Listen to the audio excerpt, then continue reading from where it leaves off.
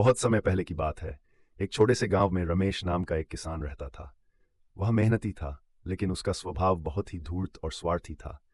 वह हमेशा दूसरों को धोखा देने के तरीकों में लगा रहता था ताकि उसका लाभ हो सके।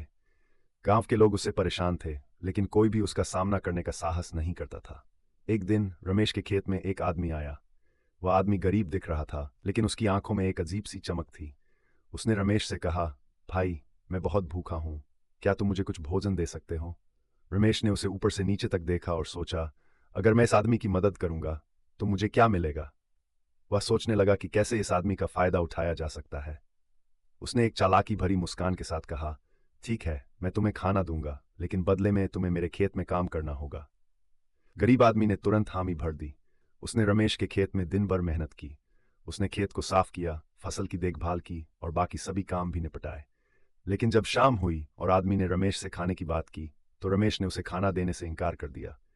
उसने कहा, तुमने आज ठीक से काम नहीं किया, इसलिए तुम्हें खाना नहीं मिलेगा। वह आदमी निराश होकर गांव से चला गया। गांव के लोग ये सब देख रहे थे, लेकिन वे कुछ नहीं कर सकते थे। उस रात रमेश चैन से सोने चला गया, ये सोचकर कि उसने उस गरीब आदमी को ठग लिया। कुछ दिनों बाद रमेश के खेत में अजीब घटनाएं घटने लगीं। फसलें सूखने लगीं, पानी के स्रोत सूख गए और उसकी मेहनत बर्बाद हो गई। रमेश ने बहुत कोशिश की, लेकिन उसका खेत अब पहले जैसा उपजाऊ नहीं रहा। वह समझ नहीं पा रहा था कि यह सब क्यों हो रहा है। एक दिन रमेश ने अपने गांव के पंडित जी से मुलाकात की और उनसे इस बारे में सलाह मांगी। पंडित जी ने रमेश को ध्यान से सुना और कहा, रमेश, ये सब तुम्हारे कर्मों का फल है। तुमने उस गरीब आदमी के साथ अन्याय किया और उसे भूखा भेजा। प्रकृति हमेशा हर कर्म का हिसाब रखती है। जो जैसा करता है वैसा ही उसे भरना पड़ता है। रमेश को अब अपनी गलती का एहसास हुआ। उसने सोचा कि उसने कैसे स्वार्थी बनकर दूसरों को धोखा दिया। उसने तुरंत उस गरीब आदमी को ढूंढने की ठानी और उससे माफी मांगने का निश्चय किया। रमेश ने कई गांवों में जाकर उस आदमी को ढूंढा और आखिरकार उसे एक दूसरे गांव में ढूंढ निकाला। उसने उस आदमी के सामने जाकर सिर झुका लिया और कहा, भाई, मुझे माफ कर दो। मैंने तुम्हारे साथ अन्याय किया। मुझे अपनी गलती का एहसास हो गया है। कृपया मुझे माफ कर दो। वह आदमी रमेश की आंखों में देखता रहा और फिर उसने मुस्कुराते हुए कहा, तुम्हें तुम्हारी गलती का एहसास हो गया, यही काफी है। मैं तुम्हें माफ करता हूं।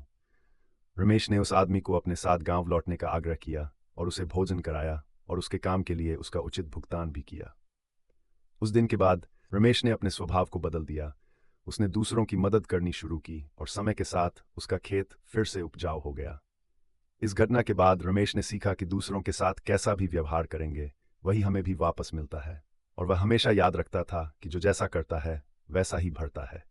गांव के लोग भी रमेश के इस बदलाव को देखकर खुश हुए और उसके साथ मिलकर गांव की तरक्की के लिए काम करने लगे।